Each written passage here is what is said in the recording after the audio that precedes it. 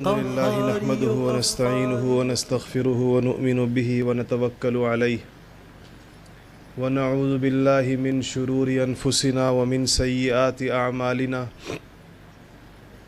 من يهده الله فلا مضل له ومن يضلله فلا هادي له ونشهد أن سيدنا وسندنا ومولانا وحبيبنا محمدا عبده ورسوله اما بعد فاعوذ باللہ من الشیطان الرجیم بسم اللہ الرحمن الرحیم ومن يتق اللہ يجعل له مخرجا ويرزقه من حيث لا يحتسب وقال اللہ تعالی ومن اعرض عن ذکری فإن له معیشة ضنکا ونحشره یوم القیامة اعمى وقال اللہ تعالی الا بذکر اللہ تطمئن القلوب صدق اللہ العظیم۔ عزیزان گرامی، اللہ تعالیٰ کا احسان ہے اور کروڑوں شکر ہوں اس کے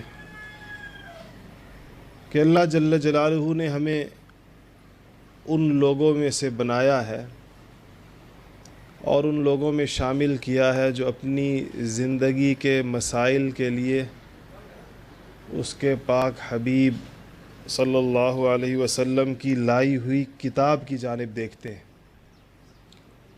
جو یہ سمجھتے ہیں کہ ان کے مسئلوں کا حل خود خالق کائنات ہی بتا سکتے ہیں، اور انہی کا بتایا ہوا حل واقعی حل بھی ہے جو پائیدار بھی ہے، دیرپا بھی ہے اور حقیقی بھی ہے۔ ورنہ انسان اپنی پریشانیوں، اپنے مسائل، اپنی دشواریوں، اپنی بے چینیوں، اپنی بے سکونیوں کے لیے کتنا مارا پھرتا ہے اور کہاں کہاں جاتا ہے، کتنے در کھٹکھٹاتا ہے، کتنی کوششیں کرتا ہے، اور وہ چاہ رہا ہوتا ہے کہ اس کو سکون مل جائے، وہ چاہ رہا ہوتا ہے اس کو کامیابی مل جائے، وہ چاہ رہا ہوتا ہے اس کو چین آرام مل جائے، لیکن چونکہ اس کی تلاش کی جگہیں غلط ہوتی ہیں، جہاں سے وہ حاصل کرنا چاہ رہا ہوتا ہے وہاں پر وہ رکھا نہیں گیا ہوتا، تو اس کی یہ ساری کوشش اور اس کی یہ ساری جد و جہد، اس کی یہ ساری بھاگ دوڑ، اس کا یہ سارا گھومنا پھرنا اکارت اور ضائع جاتا ہے۔ خوش قسمت ہیں وہ لوگ جن کو اس رستے کا پتہ ہو اور یہ علم ہو ان کو کہ مجھے جو چیز چاہیے اور جس چیز کی مجھے تلاش ہے وہ مجھے ملے گی کہاں، اور اس کی تلاش کا رخ صحیح ہو، اس کی محنت کا رخ صحیح ہو، وہ جس طرف جا رہا ہے وہ رستہ واقعی صحیح چلنے کا رستہ ہو۔ یہ اللہ جل جلالہ کا بڑا احسان اور اس کا شکر ہوتا ہے کہ کسی انسان کو اس رستے کی طرف رہنمائی فرما دے۔ یہ بھی اس کی رہنمائی کرنے سے ہی ہوتا ہے اور اس کے فضل سے ہی ہوتا ہے، اور کم لوگوں کو یہ توفیق ہوتی ہے، کم لوگوں کو اللہ تعالیٰ کی طرف سے یہ عنایت ہوتی ہے۔ دیکھیں، آج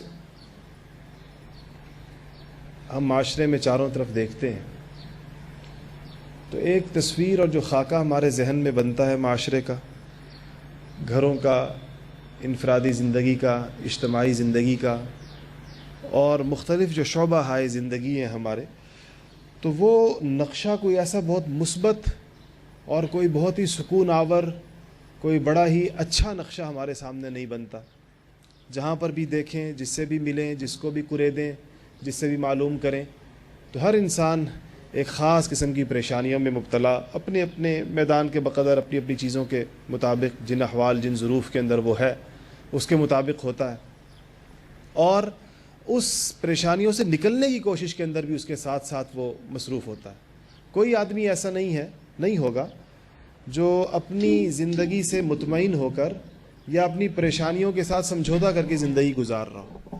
ہر آدمی اپنی پریشانیوں سے نکلنے کی کوشش کر رہا ہوتا ہے، اپنی سی کوشش کر رہا ہوتا ہے، پرسکون زندگی کی خواہش رکھتا ہے، اور اس کے لیے بھی وہ محنت جد و جہد کر رہا ہوتا ہے، کچھ رستے اس نے اس کے اختیار کیے ہوتے ہیں، لیکن بدقسمتی یہی ہوتی ہے کہ وہ بعض اوقات جن چیزوں سے نکلنا چاہ رہا ہے وہ اس کے نتیجے میں اور روز بروز اس میں دھنستا چلا جاتا ہے۔ یہ جو لوگ نشاور چیزوں کی جانب جاتے ہیں، کبھی آپ ان سے پوچھیے کہ یہ کیوں گئے اس کی جانب اور کیسے ان کا اس طرف جانا ہوا، تو ان میں ایک بڑی تعداد آپ کو ان لوگوں کی ملے گی جو سکون کی تلاش میں گئے.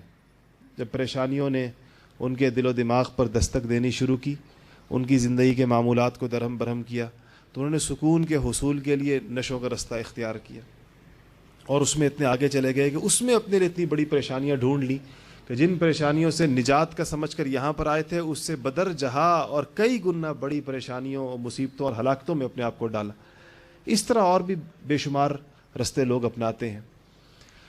اللہ جل جلالہ نے اپنی کتاب میں قرآن پاک کو، جو مسلمانوں، انسانوں، پوری عالم انسانیت کی ہدایت کے لیے آسمان سے آنے والا آخری پیغام ہے قیامت تک، صبح قیامت تک، اس میں اللہ جل جلالہ نے جا بجا مختلف تعبیرات سے، مختلف انداز میں، مختلف واقعات کے پیرائے میں، مختلف مواقع پر ایک ہی بات کو بار بار دہرایا ہے. دیکھا جائے تو ایک ہی بات کو مختلف انداز میں بار بار کیا گیا ہے اور لوگوں کو مختلف طریقوں سے اس کی جانب لایا گیا ہے. اسی لیے ہمارے بزرگوں میں اہل اللہ، جن کو معرفت الہی حاصل ہو جاتی ہے اور جو اللہ تعالیٰ کی، جن کو اللہ تعالیٰ بہت سے مشاہدات سے نواز دیتے ہیں، وہ قسمیں کھا کھا کر، میں حکیم الامہ مجدد الملہ حضرت مولانا اشرف علی صاحب تھانوی رحمۃ اللہ علیہ کے مواعظ میں دیکھتا ہوں تو حضرت باقاعدہ قسمیں کھا کر کہتے ہیں کہ میں خدا کی قسم کھا کر کہتا ہوں کہ سکون اور یکسوئی فلانی چیز میں ہے. اور یہ قسم کھا کر کسی بات کو کہنا بڑی ذمہ داری کی بات، لیکن اللہ تعالیٰ نے چونکہ ان کو دکھا دیا ہوتا ہے، ان کو وہاں تک پہنچا دیا ہوتا ہے، وہ چیزیں خود عیاناً وہ دیکھ چکے ہوتے ہیں، اس لیے ان کے لیے پوری ذمہ داری کے ساتھ اور پوری یقین کے ساتھ بات کرنا آسان ہو جاتا ہے. قرآن پاک میں اللہ تعالیٰ نے ایک جگہ ارشاد فرمایا، جو آیت میں نے آپ کے سامنے پڑھی کہ وَمَنْ أَعْرَضَ عَنْ ذِكْرِي فَإِنَّ لَهُ مَعِيشَةً ضَنْكَ.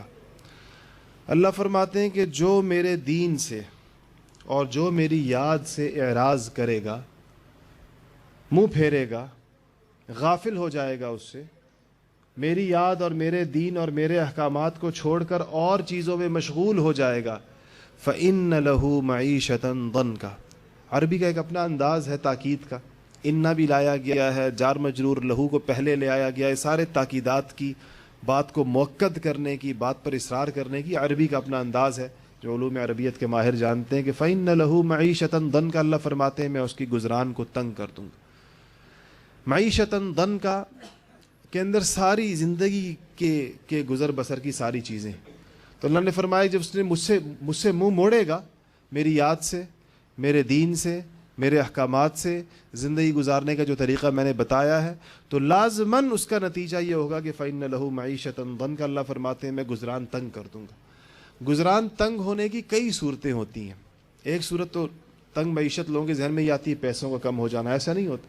اس سے بھی زیادہ تنگ وہ ہوتی ہے کہ جہاں بظاہر سارے اسباب راحت موجود ہوں اور راحت بالکل مفقود ہو، سارے اسباب راحت کے جمع کر لیے جائیں، اور آپ بتائیے کہ وہ آدمی جس کو بستر دستیاب نہیں ہے، بستر نہیں ہے سونے کے لیے، اگر وہ سو نہ پائے تو زیادہ بدقسمت ہے، یا جو لاکھوں کروڑوں کے بستر اور اسباب راحت سونے کے جمع کرے اور اس کو نیند نہ آئے تو وہ زیادہ بدقسمت. ایک تو وہ جس کو بستر نہیں کہ کہاں سر ٹکائے، کہاں لیٹے، اور ایک وہ جس کے پاس سب کچھ موجود ہے، نیند نہیں ہے اس کے پاس. تو یہ جو معیشتاً ضنْكَ ہے، اس کی شکلیں بہت ہی مختلف قسم کی ہوتی ہیں، اور عام طور پر اس کا اندازہ انہی لوگوں کو ہوتا ہے جو ان حالات میں یا ان کو دیکھنے والے ہوتے ہیں. یہ اللہ نے اس کے ساتھ جوڑا ہے. دیکھیں یہ جو معاملات ہیں جس کو قرآن پاک جن کا ذکر کرتا ہے، یہ اللہ تعالیٰ کی سنتیں ہیں. دنیا میں اللہ کی سنتیں ہمیں نظر آ رہی ہیں اور اس کے خلاف نہیں ہوتا. عام طور پر اس کے خلاف جب ہوتا ہے تو اس کو کرامت کہتے ہیں، معجزہ کہتے ہیں. انبیاء کا یا ولیوں کی کرامت ہوتی ہے اور وہ کوئی اصول یا ضابطہ نہیں ہے. معجزہ نبی کے اختیار میں نہیں ہے، کرامت ولی کے اختیار میں نہیں ہے، وہ عادت کے خلاف ہوتا ہے. عادت یہی ہے کہ میں اگر ایک بھاری پتھر یہاں سے چھوڑوں گا تو وہ نیچے جائے گا. اصول یہی ہے. ایسے تو نہیں ہوگا کہ میں بھاری پتھر یہاں سے پکڑ کے چھوڑوں تو وہ اوپر چلا جائے.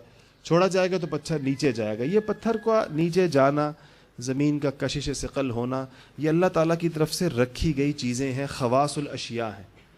چھری کے اندر اگر اس کی دھار پوری تیز ہے اور صحیح ہے تو یہ خاصیت اس میں رکھی گئی ہے کہ جس چیز پر رکھی جائے گی اس کو کاٹ دے گی.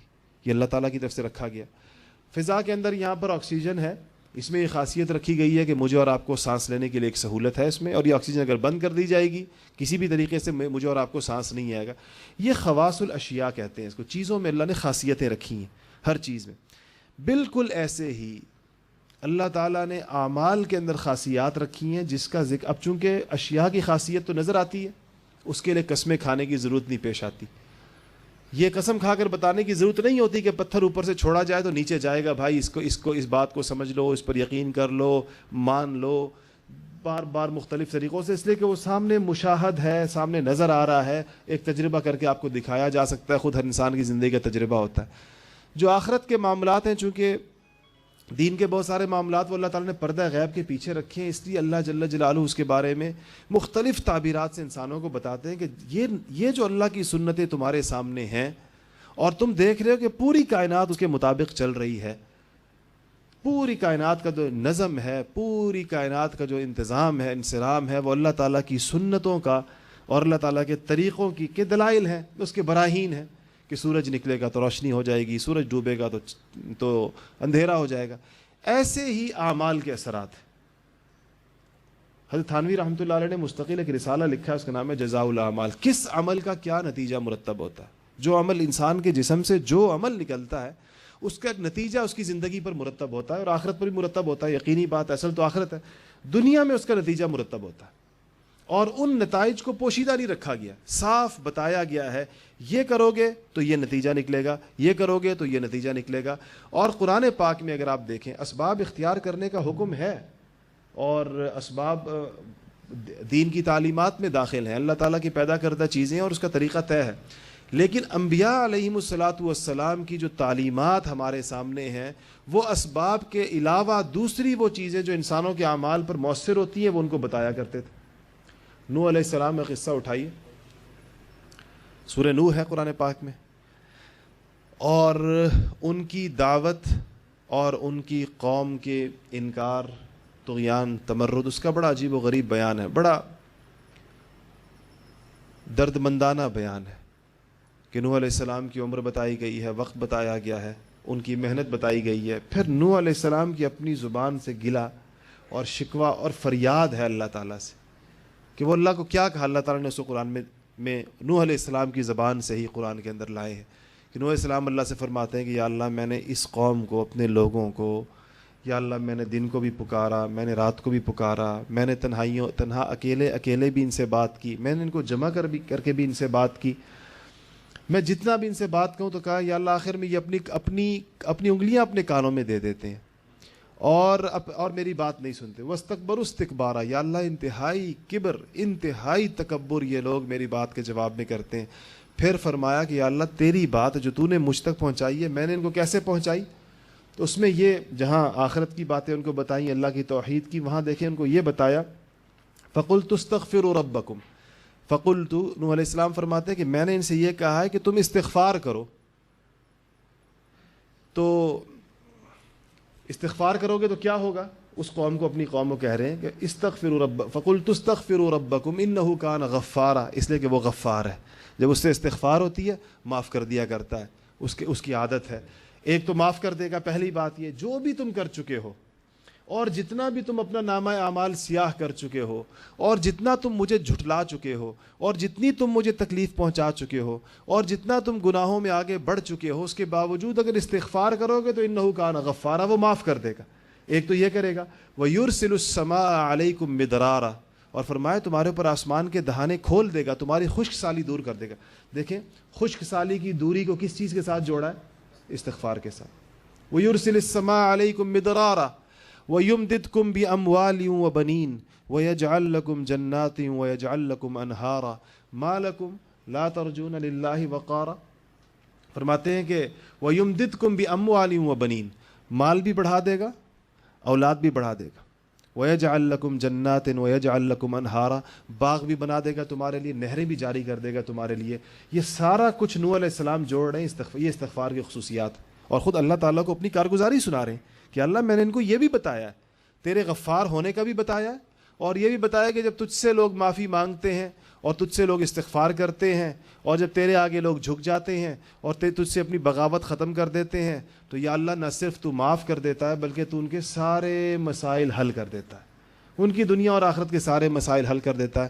پھر آخر میں اپنی قوم سے کہتے ہیں، عجیب انداز ہے، ما لکم لا ترجون للہ وقارا، تمہیں ہوا کیا کہ تم اللہ تعالیٰ سے یہ ساری توقعات نہیں رکھتے جو میں کہہ رہا ہوں تمہیں کہ تم استغفار کرو گے تو اللہ معاف کر دے گا، معاف کرنے کے بعد تمہارے دنیا کے مسائل حل کر دے گا، تمہیں خشک سالی کا سامنا ہے اللہ تعالیٰ بارش برسا دے گا، تمہیں اولاد چاہیے اللہ تعالیٰ اولاد سے نواز دے گا، تمہیں مال چاہیے اللہ مال دے دے گا، تم اپنے باغات اور نہروں کے بارے میں پریشان ہو، نہروں میں پانی آ جائے گا، تمہارے باغ پھل اور پھول دینا شروع کر دیں گے، یہ سارے مسئلے تمہارے حل ہو جائیں گے، تم استغفار تو کرو۔ مگر قوم نے استغفار کرنے سے انکار کر دی۔ دادا اپنے پوتے یہ باتیں ساری نوح علیہ السلام درد دل کے ساتھ اپنی قوم کو جھنجھوڑ کر خود ہی کہتے ہیں کہ میں نے یا اللہ ایک کو بھی کہا اور جمع کر کے بھی کہا، دن کو بھی کہا رات کو بھی کہا، یا اللہ آہستہ بھی کہا اونچی آواز کے اندر بھی کہا، لیکن وہ پوری عمر اس آدمی کی گزر جایا کرتی تھی ایک انسان کی، لیکن وہ نوح علیہ السلام کی دعوت پر لبیک نہیں کہتا تھا، اور جب مرنے کے قریب ہوتا تھا تو اپنے پوتے کو آخری وصیت کرتا تھا، خیال رکھنا فلانے کی بات نہ ماننا، میں نے بھی نہیں مانی، ایسا نہ ہو تم مان لو۔ اس پر بالآخر جو قدرت کی مہلت اور ڈھیل ہوتی ہے وہ ختم ہو گئی۔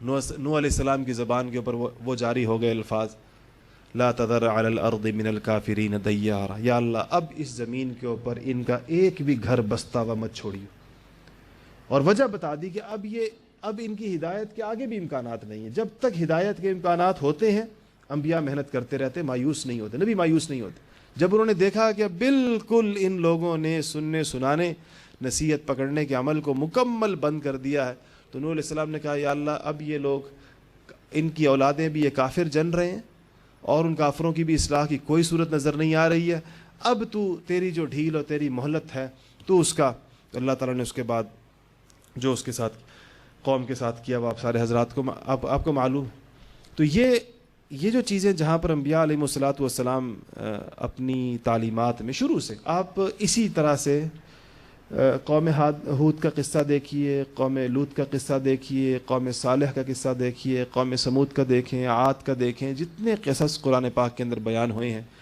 انبیاء علیہم الصلاۃ والسلام کی دعوت کے الفاظ بہت ملتے جلتے ہیں، بعض جگہ تو بیان ہی ایک جیسے لفظ ہیں، حالانکہ قومیں الگ الگ ہیں، نبی بھی الگ الگ ہیں، لیکن جب وہ قوم سے خطاب کر رہے ہیں اور جو جملے ان کے قرآن پاک نقل کر رہا ہے وہ ایک جیسے الفاظ ہوں گے، ملتے جلتے الفاظ ہوں گے۔ نبیوں کی بنیادی اور مرکزی دعوت ہوتی جس میں وہ مخلوق کو اس بات پر لانے کی کوشش کر رہے ہوتے ہیں کہ تم اپنی زندگی کا طریقہ، اپنی زندگی کا چلن، اپنا بود و باش، اپنا طرز اور رہائش اور رہن سہن کے طریقے ویسے کر لو جیسے تم سے تمہارا خالق چاہتا ہے، ویسے کر لو۔ پھر اس پر انعامات بتائے جاتے ہیں، اس پر چیزیں بتائی جاتی ہیں، لوگ ان کے مسائل کا حل بتا رہے ہوتے ہیں، اس کے ساتھ ساتھ اس کو جوڑا جاتا، اس کے ساتھ ساتھ چلایا جا رہا ہوتا۔ تو اتنی چیز طے ہے کہ اللہ جل جلالہ نے تمام انسانوں کا، تمام لوگوں کا، ان کے لیے جیسے یہ مادی اسباب طے کیے ہیں جو آج جس کے لیے دلیل کی ضرورت نہیں ہے۔ آج میں آپ کو یہ کہوں کہ تیز دھار کی چھری کاٹتی ہے تو مجھے اس کے لیے دلیل لانے کی ضرورت نہیں۔ اگر میں آپ سے کہوں کہ اوپر سے بھاری چیزیں نیچے آتی ہیں، اس کے لیے دلیل کی ضرورت نہیں۔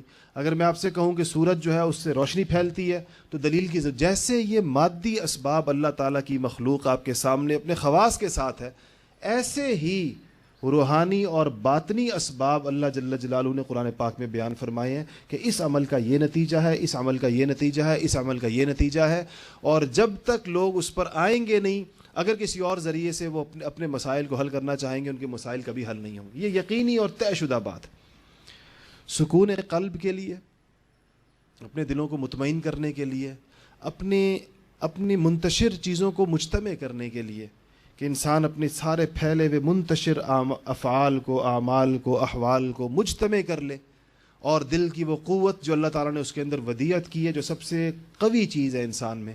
آپ یقین کیجئے کہ ہاتھ کی قوت تو کچھ بھی نہیں، اور دل کی قوت جو انسان میں رکھی ہے۔ مجھے ایک واقعہ، میں کل حضرت تھانوی رحمۃ اللہ علیہ کا ایک واعظ پڑھ رہا تھا رستے میں جہاز میں، تو عجیب قصہ تھا۔ حضرت نے لکھا کہ بادشاہ کے دربار میں دو مشہور بزرگ تھے، حضرت جنید جنید بغدادی کا نام سنا اور حضرت شبلی، یہ دونوں جمع ہو گئے. یہ حضرت تھانوی رحمۃ اللہ علیہ کے مواعظ سے میں قصہ سنا رہا ہوں آپ کو. دونوں جمع ہو گئے. بادشاہ نے دونوں کو بلایا اور اس مجلس میں وہ بار بار حضرت جنید کی گستاخی کر رہا تھا، ان کو کچھ برا بھلا کہہ رہا تھا، کسی بات پہ ناراض ہوگا. جنید تو صبر کر رہے تھے، شبلی کو سے برداشت نہیں ہوا تو کہا بادشاہ کے جس طرح دربار ہوتا ہے ان کے سامنے قالین تھا، اس قالین کے اوپر ایک جو پرنٹ ہوتا ہے نقش جو ہوتا ہے اس میں ایک شیر بنا ہوا تھا. قالین پر دیکھا ہوں گے آپ نے، قالینوں پر لوگ تصویریں بناتے تو اس پر شیر بنا ہوا تھا. تو کہا کہ حضرت شبلی کو جب غصہ زیادہ آیا اور ان سے ضبط سے باہر ہوا تو انہوں نے اس قلب کی جو توجہ ہے وہ اس نقش کی جانب کی، قالین کی جانب، تو وہاں سے زندہ شیر نکلا اس کو شکل دے دی. تو کہا اس پر حضرت جنید نے توجہ ڈالی، اس کو واپس نقش کے اندر ڈالا. پھر بادشاہ غصہ ہوتا ہے، جنید کو کچھ کہتا ہے پھر شبلی اس میں سے شیر نکال دے، اور اس کے بعد جنید پھر اس پر توجہ ڈال کر اس کو دوبارہ واپس قالین کے اندر گھساتے ہیں جہاں سے اس کو وہ نکالتے. ہمارے بزرگوں کا مزاج نہیں ہے ایسے قصے سنانے کا جو بے سر و پا روایات اور حکایات ہیں. اگر آپ نے ان کتابوں کو دیکھا ہو اور ان کے ذوق سے واقف ہوں تو یہ ان کا مزاج نہیں ہے. اگر تھانوی رحمۃ اللہ علیہ نے یہ قصہ نہ لکھا ہوتا میں آپ کو کبھی بھی نہ سناتا. توجہات، قلب کی توجہ ایک ایسی چیز ہے، اور انسان کے پاس سب سے قوی چیز اصل میں یہ ہے، یہ جو انسان کا دل ہے یہ سب سے طاقتور چیز ہے، اور اس پوری کائنات میں تغیر و تبدل کے لیے سب سے مؤثر ترین چیز ہے. ہاتھ کی قوت اس کے مقابلے میں کچھ بھی نہیں، یہ بازو کی اور یہ مسلس کی قوت اس کے مقابلے میں کچھ بھی نہیں، پاؤں کی اور یہ پہلوانی قوت اس کے مقابلے میں کچھ بھی نہیں، جو اللہ تعالیٰ نے انسان کے دل کے اندر جو قوت اور قلب میں رکھی اور اس سے جو تبدیلی وہ لا سکتا ہے. آپ خود بتائیے اس بر صغیر میں جو تبدیلیاں ہمارے اپنے خطے میں جو تبدیلیاں گزشتہ 600-700-800 سالوں میں صوفیاء کرام کے ہاتھوں سے آئی ہیں، کیا وہ ہاتھ سے آنے والی تبدیلی ہو سکتی تھی؟ سب کچھ بدل دیا انہوں نے، انسانوں کو اپنی ترتیب سے ایسے بالکل دوسری ترتیب کے اوپر لا کر کھڑا کر دی، اپنی باطنی قوت کی بنیاد کے. اگر یہ کوئی اور چیز ہوتی، میں کل صبح سرحد کے ایک علاقے میں تھا، ہنگو میں، وہاں پر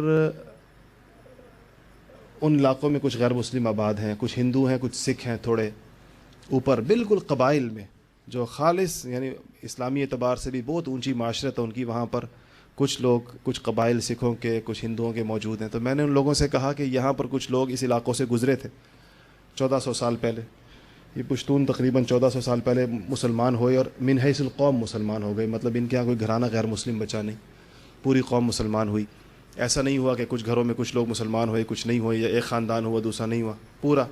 تو میں نے سے کہا کہ یہاں سے کچھ لوگ گزرے اس ہمارے علاقوں سے، یہاں سے، اور وہ گھرانے لوگوں کو مکمل مسلمان کرتے چلے گئے، پوری قوم مسلمان کر دی. کچھ لوگ بچ گئے، ان کی رسائی ان تک نہ ہو سکی.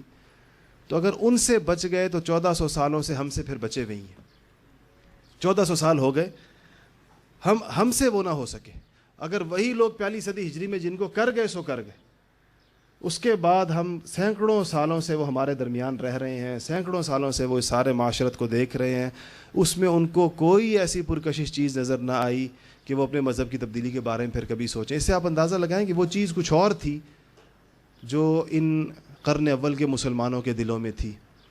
اور اسی لیے اصل میں ان کی جو اصل بنیادی قوت ہے. لوگ یہ سوال بہت زیادہ کرتے ہیں عام طور پر کہ مسلمانوں کے ہاں جو پہلی صدی میں جو کچھ ہوا ہے، آپ پہلی صدی ہجری کی فتوحات اٹھا کر دیکھیں، پہلی صدی ہجری کے کارنامے اٹھا کر دیکھیں، پہلی صدی ہجری کے اندر اسلام کی طرف لوگوں کی آمد دیکھیں. جہاں مسلمان کا قدم لگتا تھا پورا کا پورا علاقہ مسلمان ہو جائے، چاہے وہ مسلمان تاجر تھا، چاہے وہ مسلمان عام صوفی تھا، چاہے وہ مسلمان مجاہد تھا، چاہے وہ مسلمان عالم تھا، کوئی بھی تھا.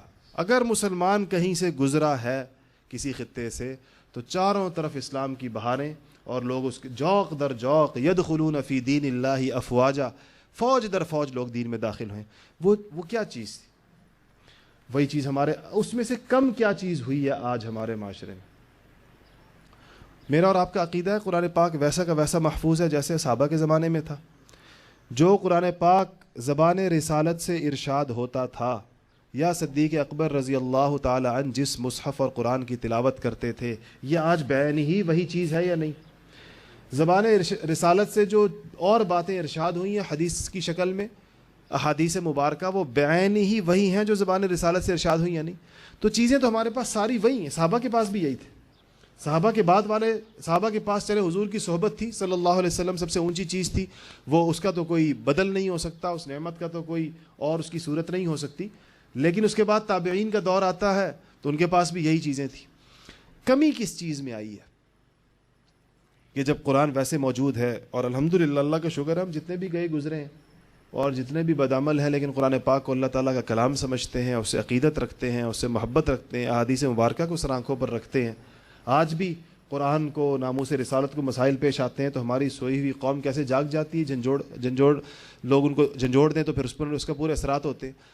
کمی اس یقین میں آئی ہے جو صحابہ کرام کو قرآن پاک پڑھ کر حاصل ہوا تھا، اس کے مندرجات پر جو کچھ اس میں تھا کرنے، بلکہ مسلمانوں کو ایسا یقین تھا، ایسا گہرا، کہ جس طرح ہمیں اپنے مشاہدے پر جو یقین ہے، اپنی آنکھوں سے دیکھے ہوئے پر جو یقین ہے، جیسا یہ میرے کپڑے اگر سفید آپ کو نظر آ رہے ہیں، اس کی سفیدی پر آپ کو یقین. اگر ابھی کوئی بندہ کہے یہ سفید نہیں ہے سیاہ ہیں، تو آپ کو اس بات کو رتی بھر آپ کی اس سے آپ کے یقین پر اثر نہیں پڑے گا کہ یہ سفید ہے.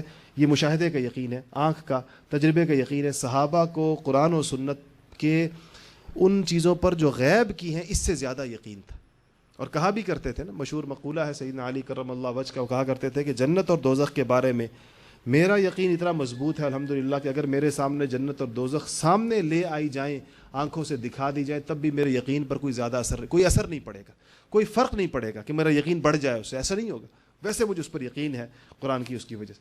یہ اصل میں وہ فرق ہے جو ہم لوگوں سے عام طور پر چھوٹا، اور ہمیں اس نے ہمارے پورے نظام زندگی کو مختل کر دیا. عارضی چیزوں کے لیے ہم نے عارضی چیزوں کو اصل سمجھ لیا، ہم نے ظاہر میں نظر آنے والی چیزوں کو باطنی چیز سمجھ لیا. جو ہمیں ظاہری نظر آ رہا تھا، چھوٹا منافع، تھوڑی بات، ہلکی چیز، فوری فائدہ، ہم نے اس کے اصل عواقب کو اور اس کے اصل نتائج کو، مثلا حضور اکرم صلی اللہ علیہ وسلم فرما گئے الصدق ینجی والکذب یہلک، کہ سچائی تمہیں بچائے گی، جھوٹ تمہیں ہلاک کر دے گا. جھوٹ بولو گے ہلاک ہو جاؤ گے، سچ بولو گے تو بچ جاؤ گے. میرے اور آپ کے سامنے دن بھر میں کتنے موقع ایسے آتے ہیں کہ جہاں پر فوری فائدے کے لیے اور فوری منفعت کے حصول کے لیے زبان سے جھوٹ نکل جاتا ہے اور بول دیا جاتا ہے. اس حقیقت کا استحضار نہیں ہوتا کہ جھوٹ ہلاک کرے گا. الکذب یہلک، ہلاک کرے گا جھوٹ.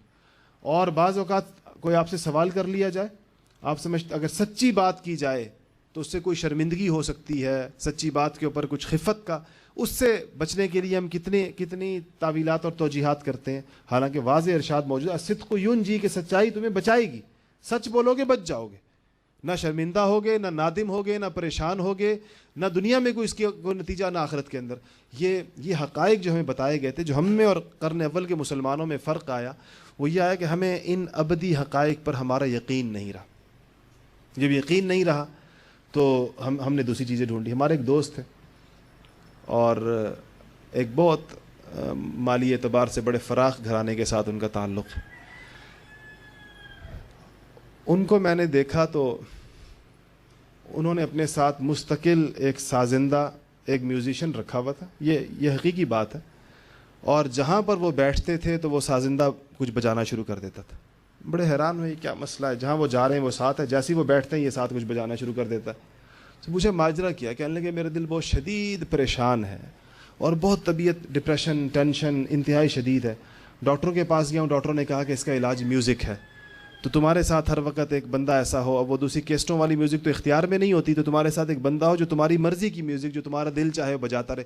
تو چونکہ بڑے مالدار آدمی ہیں اور ان کے لیے مسئلہ نہیں، ایک نہیں پوری جماعت بھی ساتھ، تو وہ انہوں نے بس یہ بندے رکھے، وہ جہاں بیٹھے تو وہ کوئی چیز چھیڑ دیں، جہاں بیٹھے کوئی چیز کے لیے، اور وہ اس کے ذریعے، اور اس نے ان کی پریشانی میں اتنا اضافہ کیا کہ ہسپتال پہنچا کے دم لیا. وہ اس علاج سے پہلے جو ہے نا کم از کم گھر میں تھے، پریشان تھے، لیکن اس ایسا تیر بہدف علاج کیا گیا ان کا کہ اس کے نتیجے میں ہسپتال جا پہنچے. تو یہ ہمارے ان علاجوں کے نتائج ہیں کہ چیزیں. اب کتنی واضح قرآن پاک کی آیت ہے کہ اطمینان قلب اللہ تعالیٰ نے ذکر اللہ میں، الا بذکر اللہ، دیکھیں اللہ تعالیٰ متوجہ فرماتے ہیں، گویا کہ اللہ تعالیٰ چونکہ مخلوق کو جانتے ہیں، اپنے لوگوں کو پیدا فرمایا تو جانتے ہیں کہ اس بات کو کتنا وزن دیں گے، اور اس بات کو چھوٹی بات نہ سمجھے کہ ذکر اللہ تو بڑی آسان سی چیز ہے، اطمینان قلب تو بڑی مشکل سے حاصل ہوتا ہے.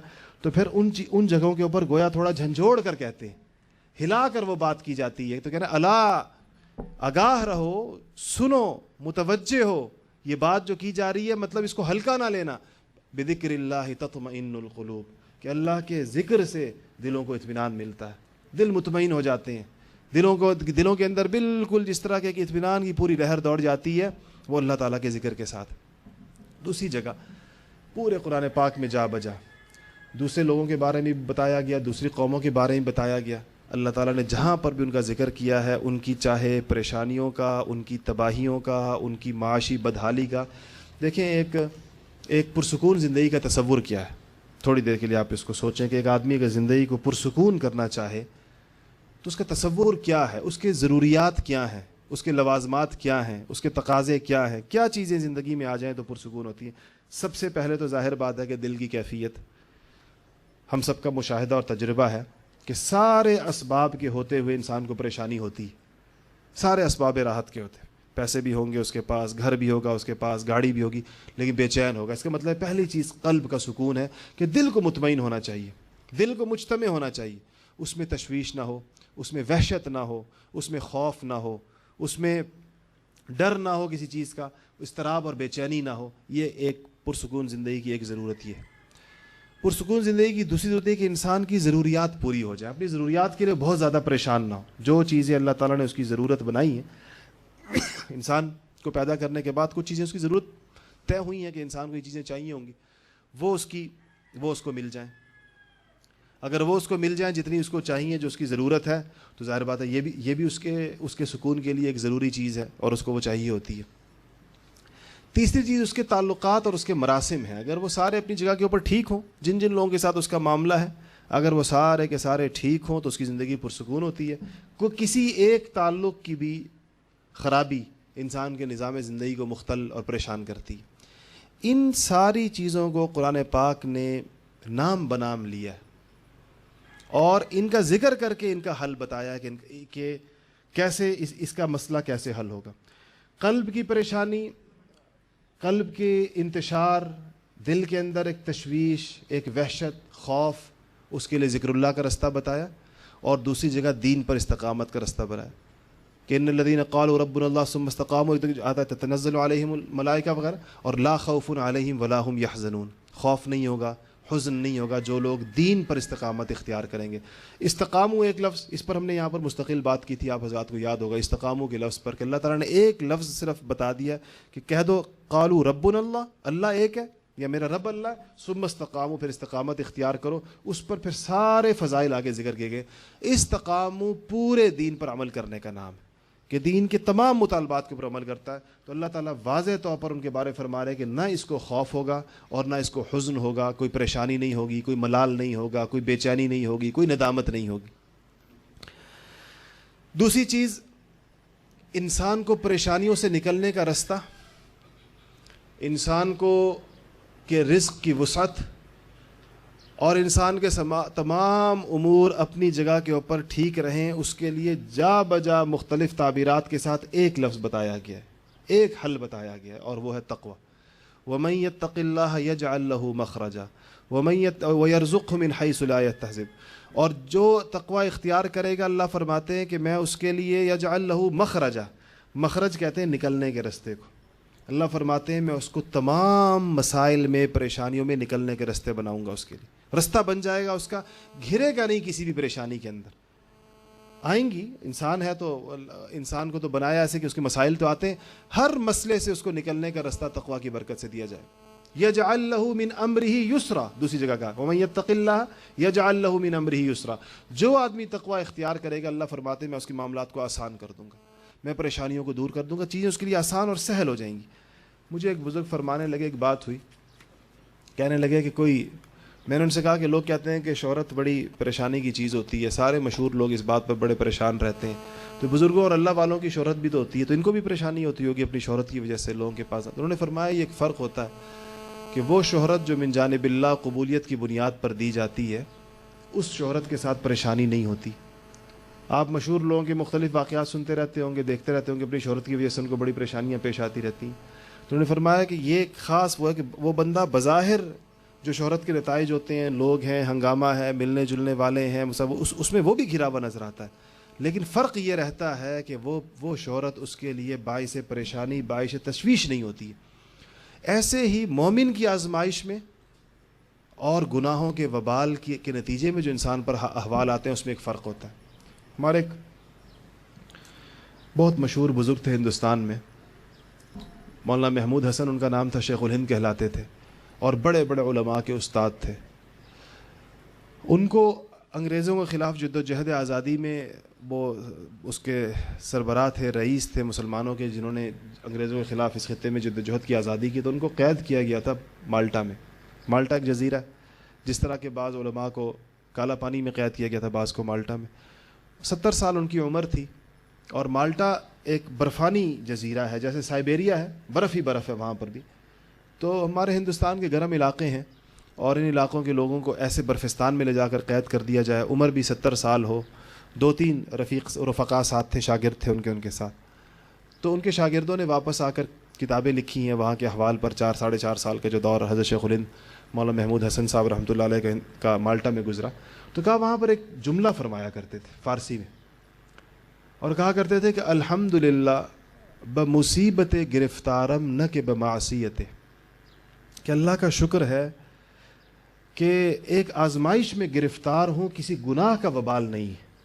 یہ جو آزمائش ہے قید کی، یہ اللہ تعالیٰ کی طرف سے جو مومنین پر آزمائشیں آتی ہیں، قرآن پاک میں جا بجا آتا ہے کہ ہم تم پر آزمائشیں ڈالیں گے، ہم تمہیں جھنجھوڑیں گے، ہم تمہیں ہلائیں گے.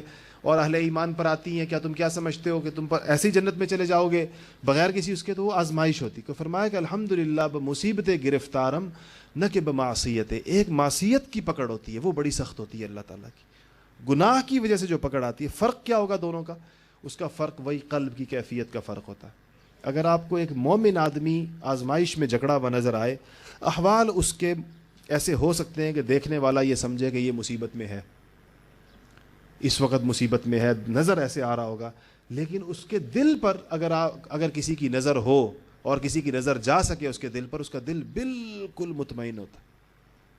شیخ الہند رحمۃ اللہ علیہ بھی مالٹا میں قید تھے مثال کے طور پر، اور ہمارے اور قیدی بھی ہوتے ہیں. آپ کسی اور قیدی کو جا کر دیکھیں قید نے اس کا کیا حال کیا ہوگا اور کتنا اس کو پریشان کیا ہوگا. میں نے ایک نوجوان کو دیکھا، انگلینڈ کا تھا اور یہاں پر آیا تھا، اسے قتل ہوا تھا، اور پھر 32-33 سال کی عمر میں وہ آزاد ہو کر گیا. 17-18 سال کی عمر میں اسے قتل ہوا تھا. 32-33 سال کی عمر میں وہ آزاد ہوا، 12-14 سال قید بھگت کر. 32 سال کی عمر میں اس کو ہم نے دیکھا، اس کی داڑھی مکمل سفید تھی. 32 سال کی عمر، یہ قید کے 10-12 سالوں کی پریشانی نے داڑھی پوری سفید. 32 سال کا نوجوان ہوتا کیا؟ لیکن چونکہ بمعصیت گرفتارم ہوتا ہے بندہ، تو بمعصیت گرفتارم میں اور بمصیبت گرفتارم میں بڑا فرق ہے. آزمائش میں اگر ایک بندہ آ جائے اللہ تعالیٰ کی طرف سے، جو انسانوں پر آتی ہیں بعض اوقات، کبھی اس کے درجات بلند کرنے کے لیے، کبھی اس کی احوال ٹھیک کرنے کے لیے، کبھی اس کو تنبیہ کرنے کے لیے، کبھی اس کی آخرت اچھی کرنے کے، مختلف اللہ تعالیٰ کی رحمت مختلف بہانے ڈھونڈتی ہے.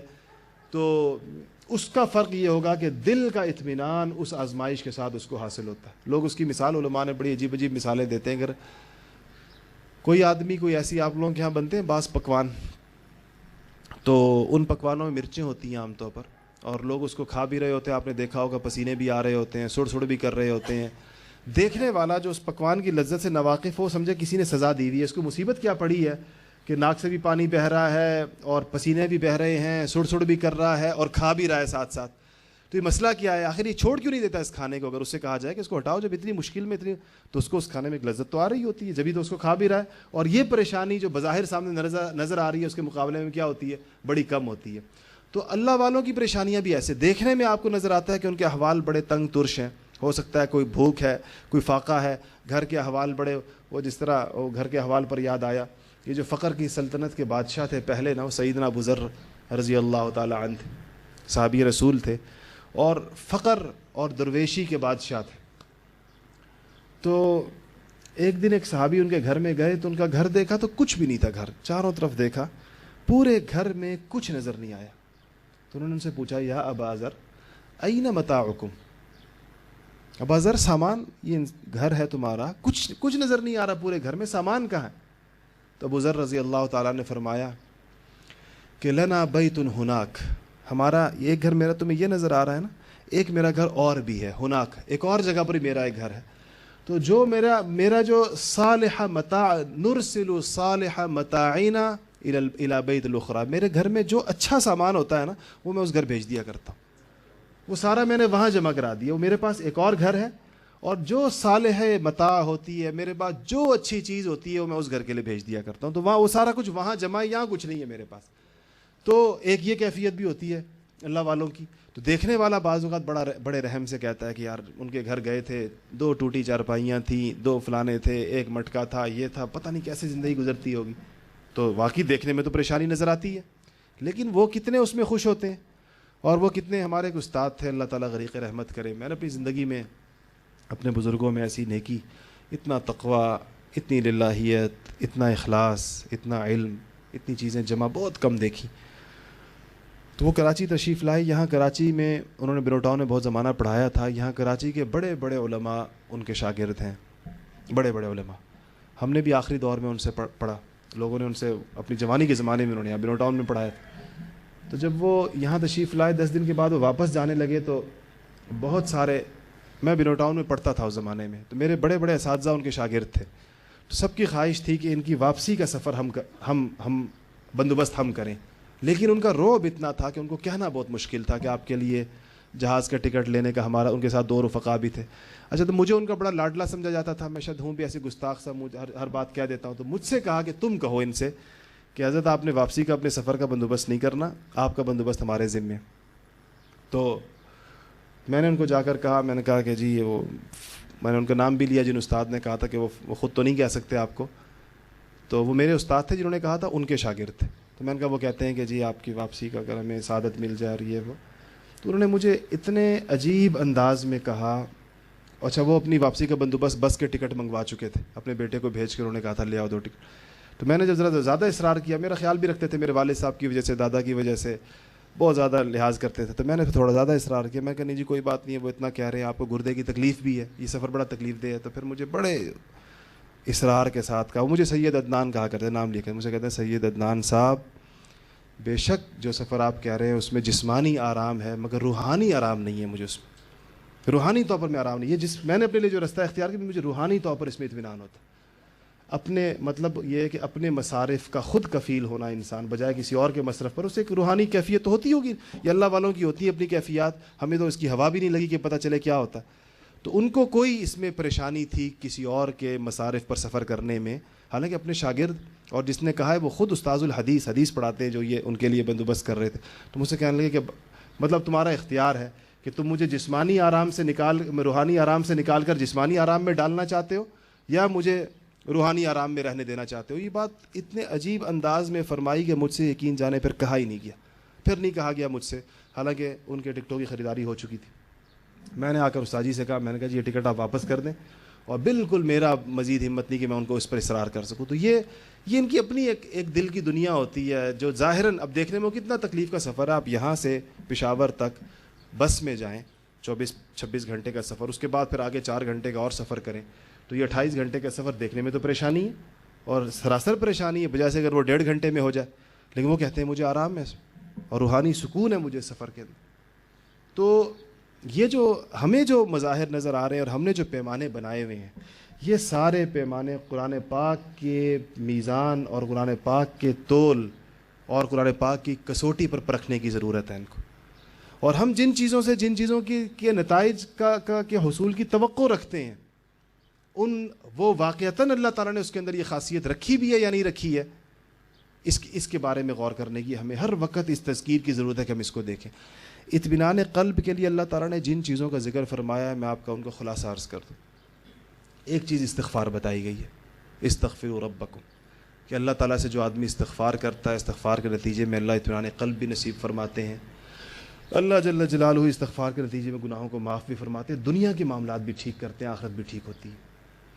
دوسری چیز صلہ رحمی ارشاد فرمائی، حضور اکرم صلی اللہ علیہ وسلم نے فرمایا کہ جو آدمی یہ چاہتا ہو کہ میرے رزق میں برکت ہو اور میری عمر زیادہ ہو، تو اس کو چاہیے کہ اپنے رحم کے ساتھ صلہ کرے، اس کو چاہیے کہ صلہ رحمی کرے، اپنے رشتہ داروں کے ساتھ، بھائی بندوں کے ساتھ، لوگوں کے ساتھ حسن سلوک کرنا اور ان کے حقوق کی ادائیگی کرنا، اپنے فرائض ادا کرنا، ان کے حقوق کا خیال کرنا، خبر گیری کرنا، یہ صلہ رحمی کہلاتی ہے۔ اور جو بندہ یہ کرے گا، حضور اکرم صلی اللہ علیہ وسلم نے فرمایا کہ اس کے رزق میں برکت ہوگی اور اس کی عمر میں برکت ہوگی۔ تیسری چیز جو بلاؤں کو ٹالتی ہے اور اللہ تعالیٰ کی رحمتوں کو کھینچنے کا باعث بنتی ہے، وہ انفاق فی سبیل اللہ ہے، اللہ کے راستے میں خرچ کرنا۔ الصدقۃ رد البلا، حدیث شریف میں آتا ہے کہ صدقہ بھی مصیبتوں کو، پریشانیوں کو ٹالتا ہے۔ تو انسان اپنے اس کے بقدر، میں نے آپ کو یہاں ایک قصہ سنایا تھا، میرے ایک استاد تھے اور وہ راونڈ میں پڑھتے تھے، راونڈ میں مدرسہ ہے مرکز کے اندر۔ پھر ہم نے ان سے سبق پڑھا تو مجھ سے کہنے لگے کہ ہمیں اساتذہ نے، میں چھوٹا سا تھا جب میں پڑھتا تھا، 13-14 سال میری عمر تھی، اور ہمیں ایک دن اسباق کے اندر کوئی یہ بات آئی کہ انفاق کرنا چاہیے، اللہ کے راستے میں خرچ کرنا چاہیے، جتنے انسانوں تک آپ کے خرچ کا اثر پہنچے گا آپ کو اس کے نتیجے میں اتنی مصیبتیں ٹلیں گی، رزق میں برکت ہوگی، یہ ساری چیز سنی۔ تو کہا میں 13-14 سال کا طالب علم تھا اور میرے والد صاحب بڑا محدود سا میرا خرچہ میرے ایک استاد کو دے کر جایا کرتے تھے کہ اگر اس کی کوئی ضرورت ہو تو وہ پوری کر لیا کرے۔ مجھے کہا ہوا تھا تمہیں کوئی چیز چاہیے ہوا کرے تو استاد سے لے لیا کرو، میں تمہارے استاد کے پاس، کہتے تھوڑی سی، غریب سے والد کی اولاد تھے تو کہتے تھوڑی سی رقم میرے استاد کے پاس جمع کرایا جایا کرتے تھے ہر مہینے آ کر۔ وہ استاد کہتے ہیں کہ مجھے 1 روپے روزانہ دیا کرتے تھے ناشتے کے لیے۔ کہتے ہیں میں نے سوچا کہ 1 روپے ایک طالب علم کو ملتا ہے ناشتے کے لیے، اور اس نے ناشتہ بھی کرنا ہوگا، کچھ چائے بھی پینی ہوگی، کچھ اور بھی، اور انفاق کا شوق بھی ہو گیا اسی میں، چونکہ روایات پڑھی سامنے۔ تو میں نے سوچا اور دل میں یہ تھا کہ انفاق ایسا ہو کہ سب لوگوں کو اس کے اثرات پہنچے، شوق بھی، جذبہ، ہمت بھی بڑی اونچی تھی۔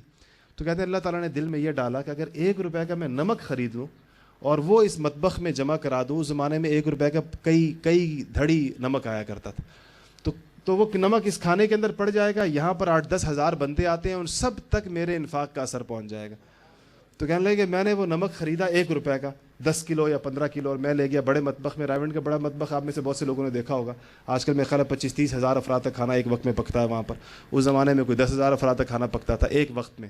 تو کہتے ہیں میں نے جا کر مطبخ کے مسئول کو نمک دے دیا، میں نے کہا جب آپ کھانا پکاتے ہیں تو نمک میرا اس میں ڈال دیا کریں، اور جب یہ نمک ختم ہو جائے تو مجھے بتا دیں، میں اور نمک لا کے دے دوں گا۔ تو کہتے ہیں 3-4 روپے میں مہینے کے پورا راونڈ میرے انفاق والے پیسوں سے جو ہے وہ اللہ تعالیٰ ان تک پہنچاتا تھا۔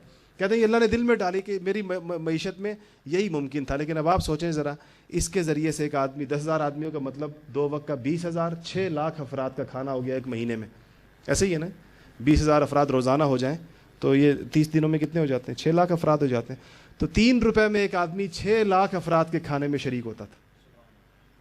تو انفاق سے ہمارے ذہن میں یہ نہ آئے کہ ہم سے کوئی بڑے بڑے مطالبے ہیں اللہ تعالیٰ کے، انسان سے اس کی معیشت کے بقدر ہے، جتنا اس کے پاس ہے اس میں سے کوئی۔ ہمارے حضرت مفتی رشید احمد صاحب رحمۃ اللہ علیہ کا عجیب معمول تھا، زندگی کے ایک مرحلے پر حضرت کا معمول تھا کہ وہ اپنی آمدن کا 10% اللہ کے راستے میں دیا، متعین طے تھا 10%، پھر وہ 33% ہوا۔ حضرت نے 3 حصے کرتے تھے اپنی آمدن کے۔ اللہ نے حضرت کو بڑی مالی فراخی دی تھی، آپ حضرات کو شاید کچھ حضرات کو اس کا اندازہ ہو۔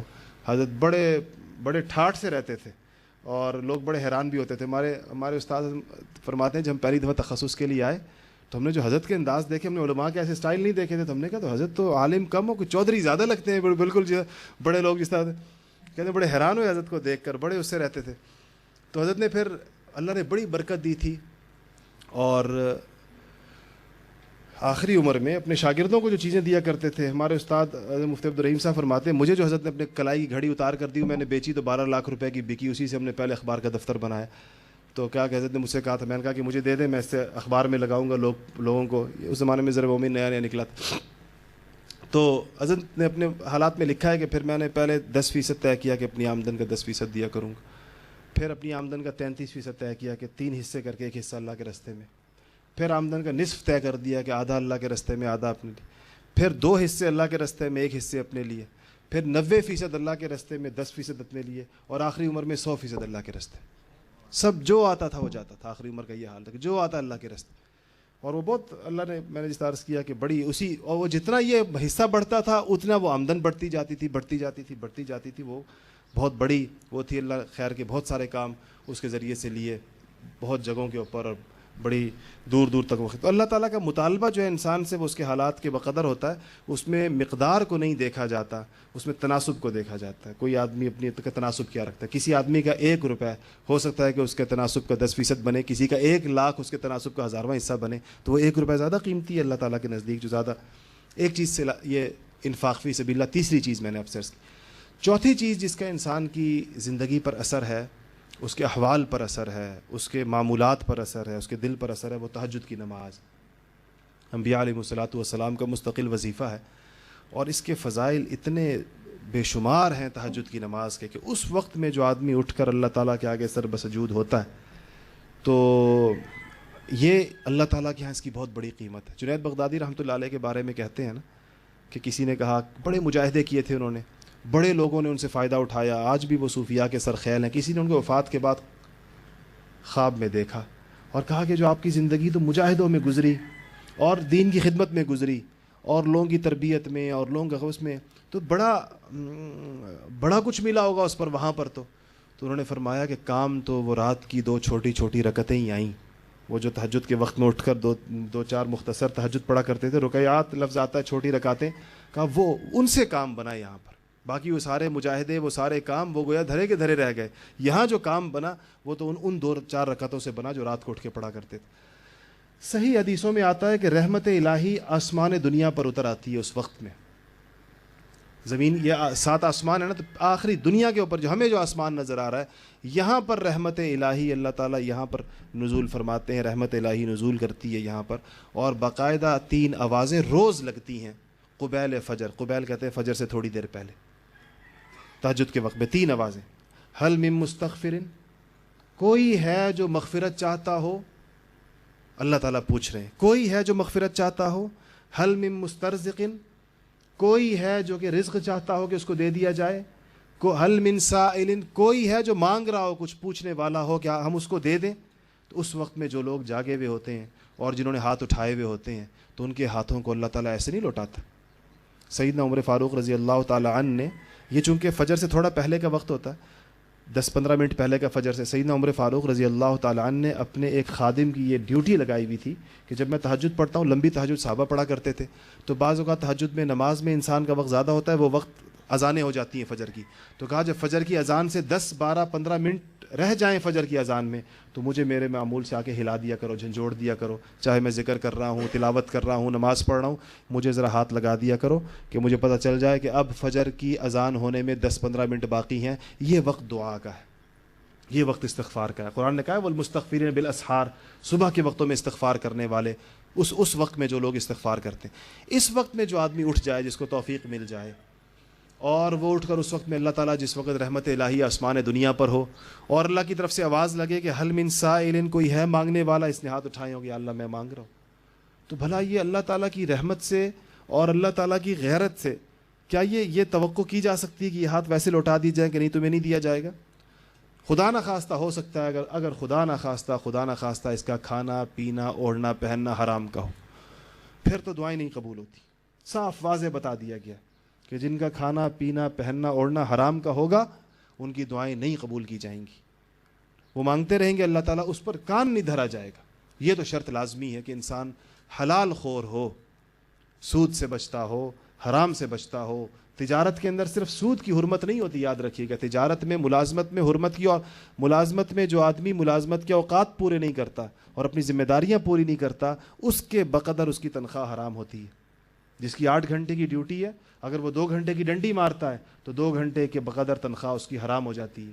تجارت میں ایک سود کا حرام ہونا ہر ایک کو پتہ ہے. اس کے علاوہ جو خرید و فروخت کے جو شرعی احکامات ہیں, جو آدمی خرید و فروخت کے ان شرعی احکامات کی لین دین کے خیال نہیں رکھتا, اس کا منافع حرام ہو جاتا ہے, اس کی آمدن حرام ہو جاتی ہے. اگر یہ چیزیں ہوں, میں نے آپ کو ایک قصہ سنایا تھا کہ حدیث شریف میں آتا ہے کہ انسان دعا مانگتا ہے اللہ تعالیٰ سے ہاتھ اٹھا کر, حالانکہ اس کا لباس بھی حرام کا ہوتا ہے اور پیٹ میں غذا بھی حرام کی ہوتی ہے یا مشتبہ ہوتی ہے, اس پہ شک ہوتا ہے اس کے بارے میں, اور وہ دعا مانگتا ہے, اس لیے اس کی دعائیں قبول نہیں ہوتی.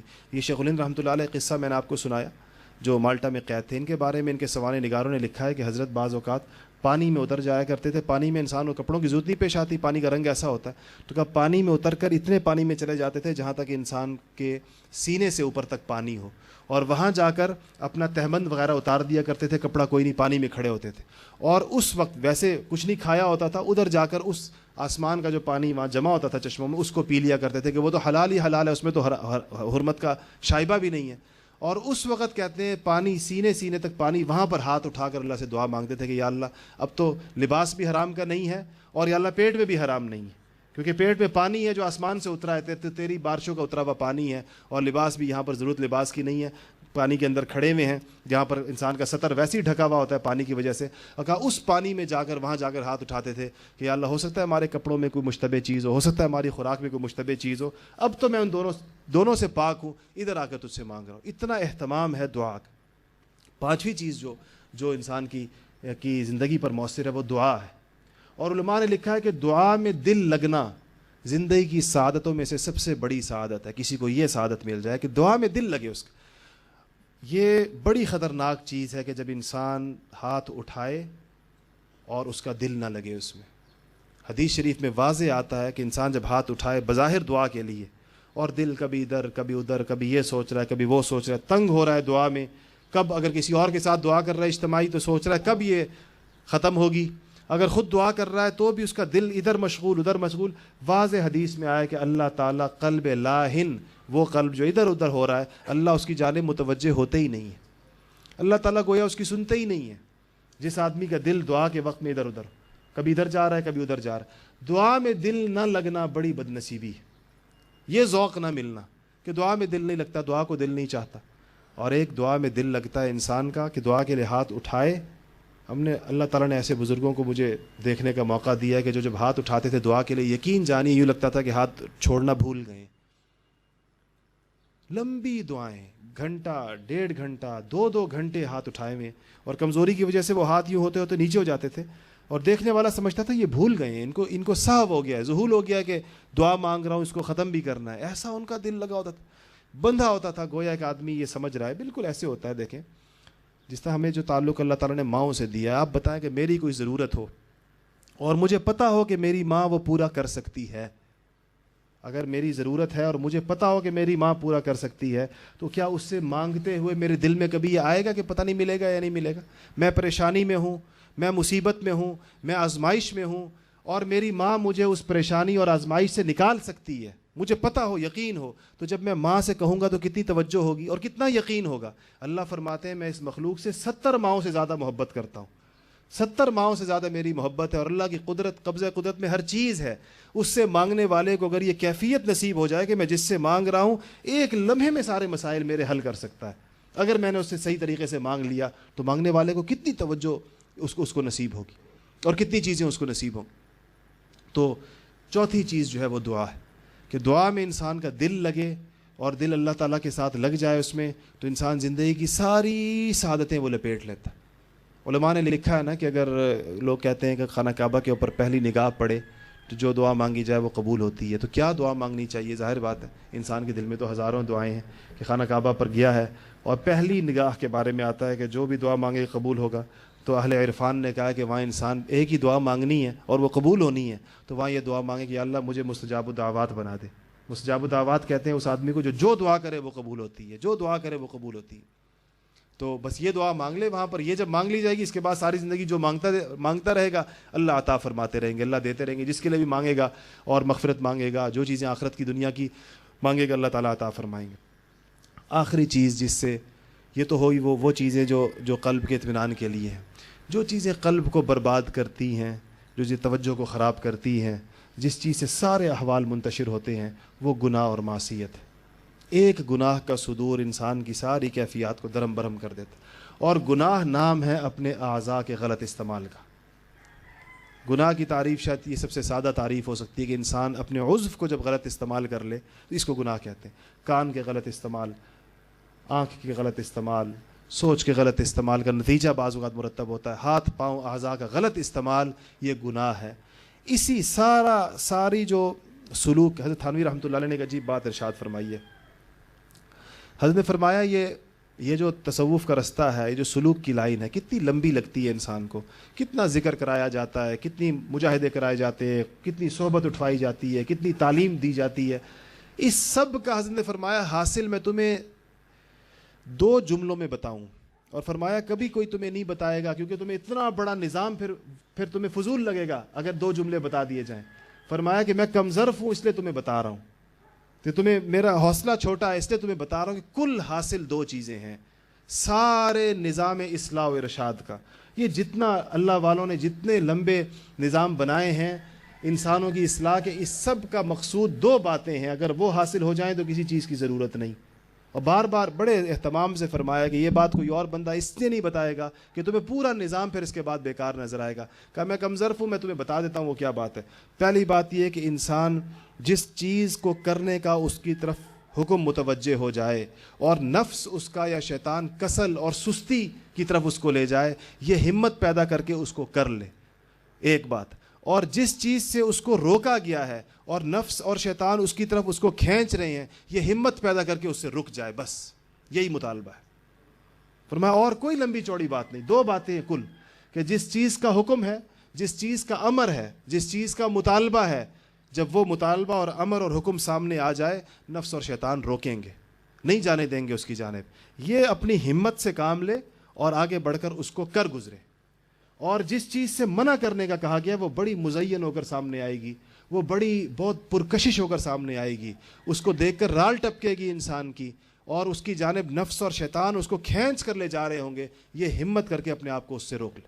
فرمایا کل یہ ہے کل مسلمانوں سے جو مطالبہ ہے، سارا جو کھڑاک ہے اور ساری جو بھاگ دوڑ ہے اور سارے جو نظام تعلیم و تربیت ہے اور سارا اصلاح و ارشاد کا جو سلسلہ ہے وہ اس کو پیدا کرنے کے لیے، جس کو پیدا ہو جائے اس کو اور کسی چیز کی ضرورت نہیں.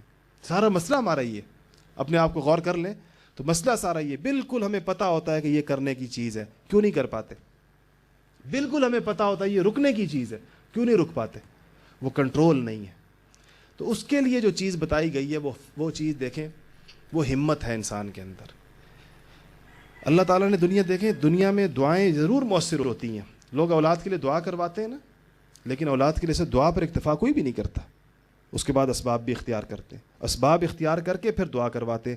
اگر بغیر اسباب پہ کوئی دعا کروائے، آپ بتائیں دعا کرنے والا اس کو اپنی توہین نہیں سمجھے گا کہ تم میرے ساتھ مذاق کر رہے ہو کہ دعا کروا رہا ہے اور سبب نہیں اختیار کرتا؟ کہتا ہے بھائی دعا کے ذریعے جو اللہ اولاد دے دے، سبب میں نہیں اختیار کروں گا. تو ایسے نہیں ہوتا. دعائیں بھی ہوتی ہیں، سبب بھی اختیار کیے جاتے ہیں، اسباب کو تقویت پہنچاتی ہیں دعائیں اس کے ذریعے سے.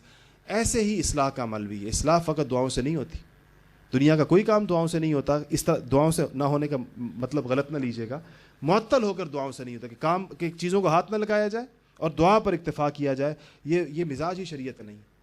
نبیوں نے یہ اس طرح نہیں کیا جن کی دعائیں کبھی رد نہیں ہوتی ہیں. وہ میدان میں نکل کر انہوں نے کام کیے، انہوں نے اپنے دانت شہید کروائے ہیں، انہوں نے اپنے آپ کو میدان جنگ میں تلواریں لے کر وہ نکلے ہیں اور تجارت کے میدانوں میں گئے ہیں. ہر چیز میں نبیوں نے عمل کر کے دکھایا ہے. تو ہم لوگ دنیا کے سارے کاموں کے لیے تو عمل کرتے ہیں، اور اصلاح کے لیے ہم کہتے ہیں کوئی دعا کر دے، بس کوئی ہم پر ایسا چف کر دے کہ اس کے نتیجے میں خود بخود میں اچانک جب رات کو سوؤں تو ایسا ہوں، صبح اٹھوں تو میں بالکل فرشتہ جنید بغدادی بنا ہوا ہوں. ایسا نہیں ہوتا. اس کا طریقہ یہی ہے کہ انسان کو اپنی ہمت کو کام میں لانا پڑتا ہے. ہمت ہم نے کمزور کر دی ہے تھوڑی سی. جب گناہوں کا ارتکاب زیادہ کیا جاتا ہے اور بار بار کیا جاتا ہے تو ہمت جو قوت مدافعت ہے گناہ کے مقابلے میں وہ کمزور پڑتی چلی جاتی ہے اور پھر وہ بالکل معطل ہو جاتی ہے. انسان یہ سمجھتا ہے کہ اب میں گناہ سے رکنے کی میرے اندر صلاحیت ہی نہیں. ایسا نہیں ہوتا. اس ہمت کو طاقتور کیا جائے. اس کا طریقہ کیا طاقتور کرنے کا؟ اس کا طریقہ یہ ہے کہ اہل ہمت کے ساتھ اٹھا بیٹھا جائے. اپنی صحبت کے لوگوں کو ذرا غور کریں کون ہے. اگر آپ اہل معاصی کے ساتھ اٹھے بیٹھیں گے، کمزور ہمتوں والوں کے ساتھ یا جنہوں نے ہمتوں کا رستہ چھوڑ دیا، اگر آپ ان کے ساتھ اٹھیں گے بیٹھیں گے تو آپ کی ہمت اور کمزور ہوگی. اپنے لیے ڈھونڈیں. اس معاشرے میں ہیں الحمدللہ ایسے لوگ جن کی ہمتیں طاقتور ہیں، جن کو گناہوں کے مقابلے میں اللہ تعالیٰ نے ایک طاقتور ہمت کی عنایت کی ہے ان کے اوپر. ان لوگوں کے ساتھ صحبت اختیار کی جائے. ان کی صحبت کے نتائج ہوتے ہیں. میں نے عرض کیا قلب بڑی قوی چیز ہے، یہ دل پر اثر انداز ہوتا ہے. حضرت مولانا الیاس صاحب رحمۃ اللہ علیہ جب ایسی مجالس میں سے اٹھا کرتے تھے یا تبلیغی اجتماعات سے واپس جایا کرتے تھے، حضرت کے معمولات میں لکھا ہے کہ حضرت 3 دن کا اعتکاف فرمایا کرتے تھے، اور فرماتے تھے کبھی وہ اعتکاف رائے پور شریف جا کر کرتے تھے حضرت مولانا عبدالقادر صاحب رائے پوری رحمۃ اللہ علیہ کے پاس، اور کبھی دیوبند جا کر حضرت مولانا حسین احمد صاحب مدنی رحمۃ اللہ علیہ کے پاس کیا کرتے تھے، اور کہا کرتے تھے جب یہ لوگوں کے ساتھ اختلاط ہوتا ہے بہت زیادہ تو دل کو متاثر کرتے ہیں، اور چونکہ سینکڑوں دلوں کے ساتھ ہم بیٹھے ہوتے ہیں اور ان سینکڑوں دلوں کا اثر ہمارے دل کے اوپر پڑتا ہے، تو اس کے نتیجے میں اپنی روحانی کیفیت میں کمزوری محسوس ہوتی ہے، ان سارے دلوں کا اثر اس کمزوری کو دور کرنے کے لیے میں 3 دن کے لیے اعتکاف کرتا ہوں تبلیغی اجتماع کے بعد۔ حالانکہ تبلیغی اجتماع خود ایک نیکی کی جگہ ہوتی ہے، لیکن چونکہ قلوب مجتمع ہوتے ہیں، یہ جو ہم یہاں بیٹھے ہوئے ہم سب کے قلوب ایک دوسرے کے اوپر اثر ڈال رہے ہیں، جس کا طاقتور ہے جس حوالے سے بھی قلب قوت ہے وہ غالب ہوتا ہے دوسرے کے اوپر، اس کا اثر زیادہ ہوتا ہے، ایک اثر قبول کرتا ہے ایک اثر ڈالتا ہے، جو قوی ہوگا وہ اثر ڈال رہا ہوتا ہے اور جو کمزور ہوگا وہ اثر قبول کر رہا ہوتا ہے۔ تو صحبت کے اثرات ہوتے ہیں، انسان جب صحبت میں نیک لوگوں کی صحبت میں بیٹھتا ہے جن کی ہمتیں مضبوط ہوتی ہیں تو اللہ تعالیٰ اس کو ہمت اس کے نتیجے میں دیتا ہے، اور گناہوں کا مقابلہ کرنے کی اصل چیز ہمت ہے کہ انسان ہمت اپنے اندر پیدا کرتا ہے کہ یہ کام جب وہ طے کر لیا اسے نہیں کرنا تو پھر وہ اس کو، اور دوسری چیز ہمت کو تقویت جو دیتی ہے صحبت کے بعد وہ دعا ہے۔ حضرت تھانوی رحمۃ اللہ لکھا ہے کہ ایک معمول بنا لو، اور فرمایا کہ دیکھو تم کتنے چیزوں کے بارے میں مجھ سے کہتے ہو اپنے لوگوں سے خطاب کہ یہ نہیں چھوٹتا، ایک کام تو میں تمہیں آسان بتاتا ہوں یہ تو کر لو، اور فرمایا وہ یہ ہے کہ ہر روز رات کو سوتے ہوئے 2 رکعت صلاۃ التوبہ پڑھا کرو اور سارے گناہوں سے توبہ کیا کرو، ساروں سے۔ اچھا جتنے گناہوں سے توبہ کی ہے اگلی صبح اگلا دن ہو سکتا ہے کہ اس میں سے کچھ کا ارتکاب پھر ہو جائے، تو فرمایا کوئی بات نہیں، اگر پھر ہو جائے پھر اس رات کو بیٹھ جاؤ 2 رکعت پڑھ کے اللہ تعالیٰ سے پھر سے توبہ کرو۔ تو فرمایا کہ اگر تم گناہ کرنا نہیں چھوڑتے تو اللہ کے بندو توبہ کرنا تو مت چھوڑو نا۔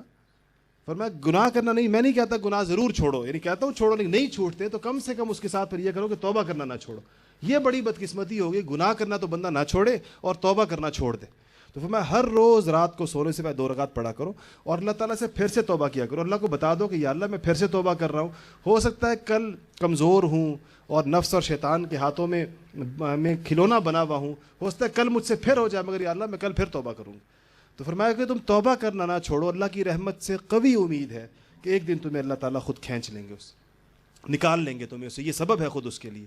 تو ایک کرنے کا کام جو ہمت کو طاقتور کرتا ہے، دلوں کو مضبوط کرتا ہے، وہ توبہ ہے کہ انسان روزانہ رات کو 2 رکعت توبہ ضرور صلاۃ التوبہ پڑھے، اللہ تعالیٰ سے گڑ گڑا کر مانگے اللہ جل جلالہ مجھے اور آپ کو عمل کرنے کی توفیق نصیب فرمائے اپنی انفرادی زندگیوں میں، اور یہ جو اللہ تعالیٰ نے دل عطا فرمایا ہے اس کی قوتوں کو اور اس کے جذب کو، اس کو اللہ تعالیٰ پہچاننے کی توفیق نصیب فرمائے، اس کو زیادہ زیادہ قوی کرنے کی توفیق نصیب فرمائے، شیطان اور نفس کے چنگل سے آزادی نصیب فرمائے۔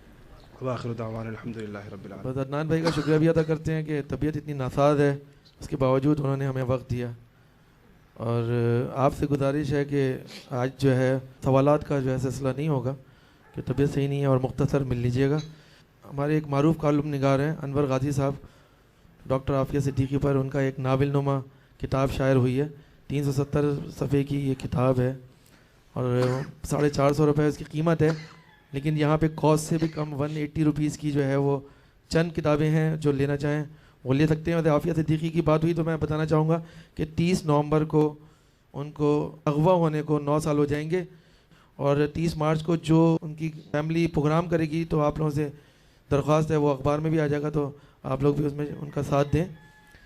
اچھا اس کے علاوہ جو ہے یہ ایک سی ڈی آئی ہے 500، پہلے جیسے 400 لنک کی آئی تھی، اب 500 آڈیو ویڈیو لنک کی آئی ہے، جس میں پچھلے مہینے کے پروگرام تک عدنان بھائی کے وہ بھی MP3 موجود ہیں، اور وہ ویڈیو بھی اس کی موجود ہے، انٹرنیٹ کے ذریعے دیکھے جا سکتے ہیں۔ اس سی ڈی میں حکیم اختر صاحب، پیر ذوالفقار نقشبندی صاحب، طارق جمیل صاحب، مفتی تقی عثمانی صاحب، عدنان بھائی، مولانا شیخ پوری صاحب، ان سب کے ایسے آڈیو ویڈیو اور بچوں کی کہانیاں اور تبلیغی اجتماع جو ہے رائے کا جو ہے 2006 سے 2011 پوری مکمل ایک انسائکلوپیڈیا ہے، تو وہ جو ہے وہ سی ڈی جہاں پہ موجود ہے، لیکن وہ سی ڈی کیونکہ ہم ترغیب دیتے ہیں کہ لوگوں کو دین کی طرف جو ہے وہ کچھ خود داعی بنے، صرف سننے والے نہ ہوں، تو اس میں جو ہے اس دفعہ یہ کیا ہے کہ 10 سی ڈیوں کا ایک سیٹ ہے جو کہ کاسٹ سے بھی کم میں ہے، صرف 100 روپے میں 10 سی ڈی کا سیٹ ہے، 100 روپے دیں اور 10 سی ڈی لیں اور اپنے لوگوں کو بانٹیں تاکہ ثواب بھی کام آئے، صدقہ جاریہ بھی، اور قرآن کے پیغام کو پھیلانے کا ذریعہ بھی بنائے۔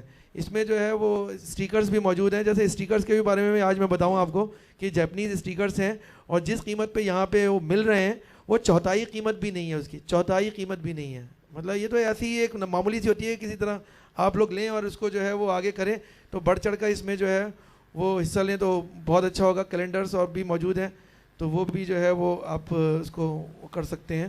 اور عدنان بھائی سے دعا کی درخواست ہے. الحمدللہ رب العالمین والعاقبۃ للمتقین والصلاة والسلام علی سید الانبیاء والمرسلین. ربنا ظلمنا انفسنا وان لم تغفر لنا وترحمنا لنكونن من الخاسرین. رب اغفر وارحم وانت خیر الراحمین. رب اغفر وارحم وانت خیر الراحمین. رب اغفر وارحم وانت خیر الراحمین. یا اللہ, یہاں پر تیری بات سننے کے لیے جو ہم سب جمع ہوتے ہیں, یا اللہ ہمارے اس جمع ہونے کو تو قبول فرما. یا اللہ ہمارے چھوٹے گناہوں کو, بڑے گناہوں کو, صغیرہ کو, کبیرہ کو, اعلانیہ کو, یا اللہ چھپے ہوئے گناہوں کو سب کو معاف فرما دے. یا اللہ ہم سارے گناہوں سے توبہ کرتے ہیں, ہمارے سارے گناہوں کو معاف فرما دے.